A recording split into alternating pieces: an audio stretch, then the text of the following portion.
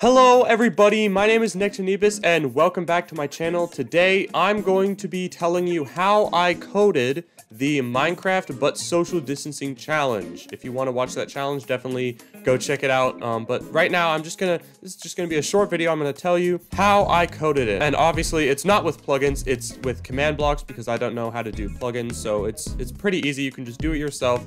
I'll tell you everything about how to do it. Right, so first, what I did for the challenge is that I put it in a place that I knew I wasn't going to be around so that it would be, you know, isolated. I wouldn't like run into it and wouldn't like affect my gameplay, right? So basically this is it. It's just an observer clock. So as you can see, you just place 4 observers facing into each other.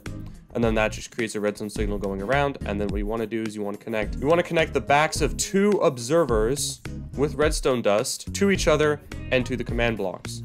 The reason for this is that the signal goes around the observers every 0.1 seconds, but the redstone dust needs a 0.2 second delay to update, so you can't just connect more than just 2 of the opposite sides, because if you connect any of the others, then it won't update. So just 2, and then that's the fastest signal you can get with redstone. Then the command block, you want to have 1 command block on the bottom.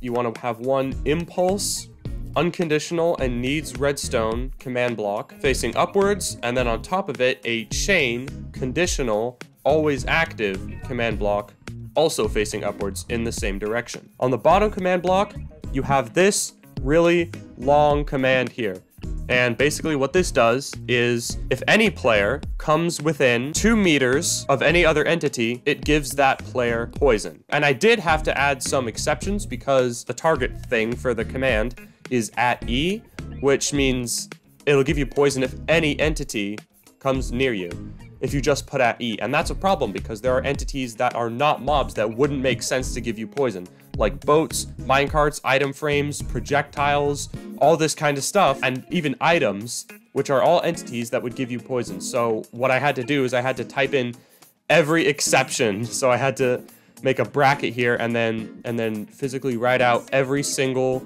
item that wasn't a mob that didn't make sense to give me poison out of this command, which is why it's so long. And then the top command and the chain, it's a much shorter command. It basically says if any other entity other than the player comes within 2 meters of any player, it gives that entity poison. And this one I didn't have to put in all the exceptions because it doesn't matter if I give poison to a boat. Like, it doesn't even register. If I give poison to a boat or an item frame or an arrow or anything, it won't matter because the poison wouldn't register anyway, and it doesn't really affect our gameplay. But it does affect our gameplay if those other entities like mobs and minecarts affect us. So yeah, that's how it works. So now you have this whole thing set up, but there's another step you need to take to make sure that it'll affect you anywhere you go in the whole world, and that can be done through a command called force load. You know that chunks unload and load depending on if they're within your render distance, and if they're out of your render distance, everything that's happening within that chunk stops. This thing will like completely stop if it gets out of your render distance, or if you go to the nether, or if you go to different dimensions. So we don't want that. So what we want to do is you press F3G and you'll see these chunk borders right here. You'll see the chunk border. You want to make your whole build inside 1 chunk to be easiest. Doesn't have to be, but to make it easiest, you want to put the whole build just inside 1 chunk, which shouldn't be that hard. It's really small. And then type in / force load add, and then caret.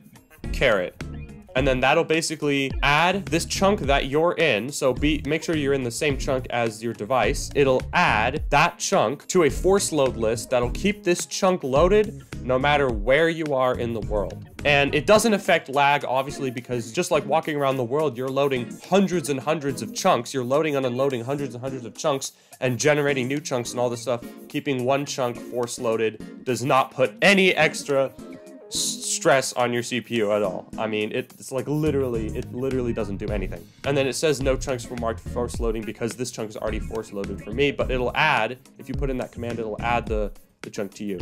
And so yeah, now you've got your command set up and you can go do the Minecraft challenge, and that's how it's done. The information about the type of command blocks and the commands are in the description. That's gonna be it for this video. See you next week and have a nice day.